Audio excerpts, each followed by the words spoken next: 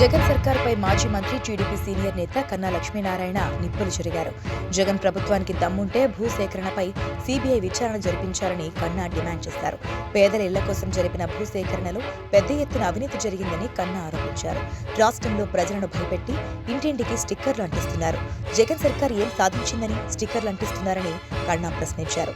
జగన్ ప్రభుత్వం తెచ్చిన అప్పులో కేవలం 2 లక్షల కోట్ల రూపాయల సంక్షేమానికి ఖర్చు పెట్టి మిగిలినదంతా వైసీపీ నాయకులు ఆ డబ్బును మొత్తాన్ని స్వాహా చేస్తున్నారని ఆరోపించారు. చంద్రబాబు పాలనలో మిగులు విద్యుత్ ఉండేదన్నారు. జగన్ సర్కారు వచ్చినప్పటి నుంచి 4 ఏళ్లలో 5 సార్లు విద్యుత్ ఛార్జీలు పెంచి సామాన్యులపై పెనుభారం మోపారని కన్నా ధ్వజమెత్తారు. 4 సంవత్సరాల జగన్ పాలన రాష్ట్రానికి శాపమని కన్నా తెలిపారు.